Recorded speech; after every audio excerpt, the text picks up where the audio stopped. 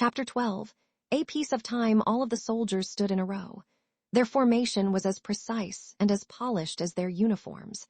In front of them stood 3 Native American men.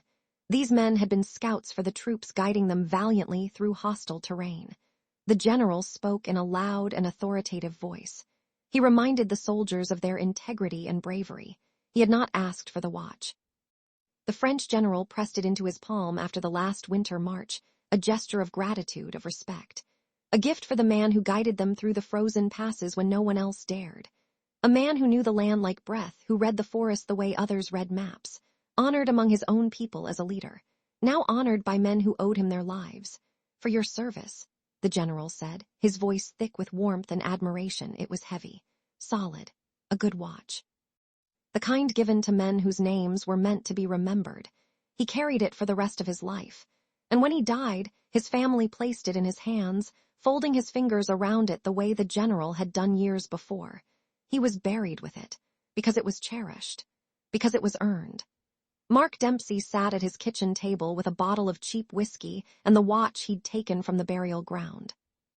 He hadn't meant to take it out again, but he couldn't stop thinking about it, the cold metal, the ticking that seemed to come from nowhere, the strange flicker of memory that wasn't his.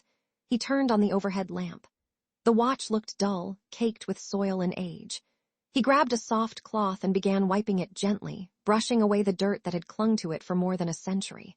As the grime lifted, the metal beneath began to shine, not brass, not plated.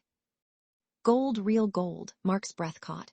He cleaned more carefully now, revealing the engraved crest on the back, sharper than he expected, elegant even under the wear. He pressed the latch and opened the inner cover. Inside, the manufacturer's mark gleamed. Breguet, 1798. He stared at it. He knew enough to know that was bad. Very bad. He grabbed his phone, typed the name into the search bar, and scrolled. His stomach dropped. These watches weren't trinkets. They weren't curiosities. They were museum pieces. Some sold for tens of thousands, some for more. He clicked another link.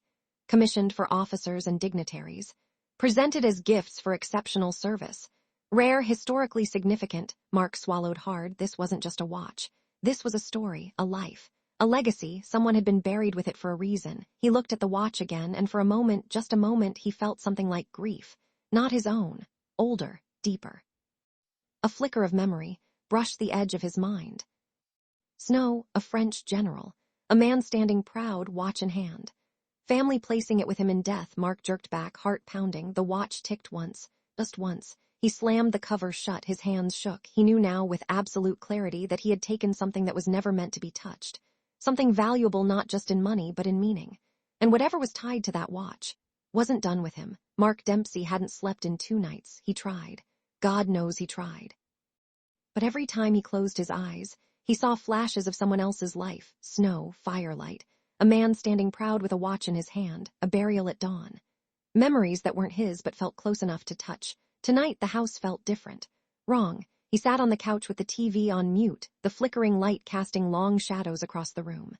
The watch lay on the coffee table, closed, silent. He'd wrapped it in a dish towel, but the gold still seemed to shine through the fabric. He hadn't touched it since the last time. He didn't want to.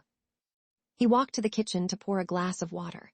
He turned on the faucet. The water stopped, just stopped. The faucet was still open, but nothing came out. Mark frowned, then he heard it, tick. The sound came from the living room, tick. Tick, slow, steady, growing louder. Mark stepped out of the kitchen, heart pounding. The watch was no longer on the coffee table. The dish towel lay empty. Mark's stomach dropped.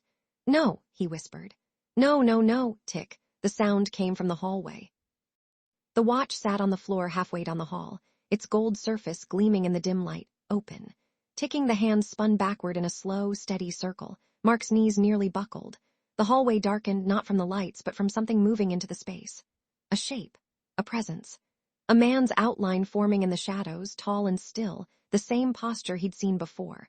But this time the figure stepped forward, not fully into the light, just enough for Mark to see the faint suggestion of a face.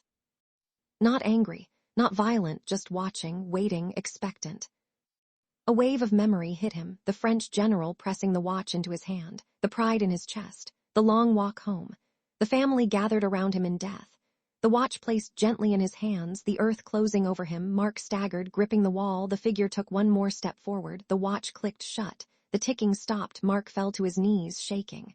"I'll fix it," he whispered. "I'll fix it, I'll fix it, I'll fix it." The figure faded into the dark, the watch lay still. And Mark knew, with absolute certainty, that if he didn't act, if he didn't tell someone, if he didn't make this right, the next visit wouldn't be so patient.